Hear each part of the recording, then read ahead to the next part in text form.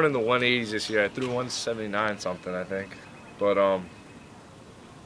to skip the 80s and just go right to 90, that I was a little surprised at first. So I did my warm-up, and I kind of just visualized throwing. And there it was. I mean, I fouled the first one, but my second one, it just kept going. So, well, I mean, you always listen for the official to call it out. And at first, he kind of mumbled it a little bit. And then Coach Como, he yelled out, 190 what? And he yelled a little louder, so it was 193. So that was a big mark. Yeah, I mean, it sets him up for, obviously the state meet. I think he's got to be number one by now. And in New England, it's probably number one. Because traditionally in New England, people just don't throw the javelin and discus very far because of our weather, like we've had this spring. It's been pretty cold, so it's hard for those guys to get loose and long and fast. But he got one in there, and that's going to carry him a long way. It's going to get a lot of attention. I feel confident. Mark's real serious about it now, and when Mark becomes serious about anything, that's when he becomes great. We saw when he was serious in kicking. He was a great kicker. When he got serious about playing linebacker and fullback, he was the state's best linebacker, and now he's proven itself in track, especially with a bum wheel. No one understands. He had his ACL and his MCL, and I mean, he couldn't walk. 2 months ago, he wasn't even walking, and now his accomplishments are nationwide. That's probably one of the toughest things that's ever happened, like mentally. Not as much physically, because I know I was going to get back, but just overcoming the fact that I'm probably never play for Andover, like on the turf ever again. Took a while to really go through my head.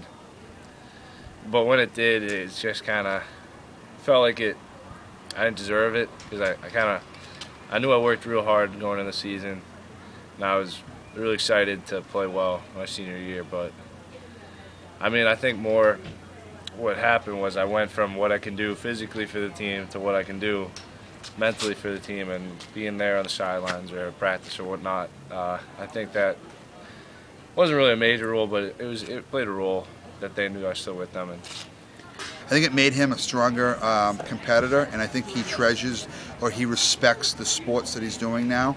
And I just think it's great. Most kids would have quit after that injury and said, I'm done, and cried and pouted. He never once. He supported that football team all the way through, worked his butt off, and he could have left the track team and gone and just worked out. You heard what he said. He loves football. He can't wait to get on that field. But he dedicated himself to the track team. He came back, a month ago when he got cleared, and now he's being rewarded for all the hard work that the kid has put in. So it's really a great feat. It's especially given his knee injuries coming back from the whole thing. He's really put it together very quickly. He has spent the time in the weight room, and he gets out there and works on technique, and plus he's just the athlete he is. He learns the things very, very quickly. towards the end, I know a lot of people know javelin form, but there's crossovers, and the last one you got to plant pretty hard, and it's not my plant leg obviously, but it's a far step, and it just feels a little weak there still. So, even now, it feels a little wobbly, weak, a little unsure of it. So, I think there's still some room to grow. A lot of it's psychologically. These people, some athlete like Mark has to understand that there really is an upper limit right now. Don't think of yourself as a 190-foot thrower. Think of yourself as 200, 200 plus. There isn't really, he has not reached max potential by any means. And it's nice to see a kid serious, and I will not be surprised if he throws over 200 feet. And it would not be surprised if we have this conversation, June 17th, and he's the national champion. The kid loves competition.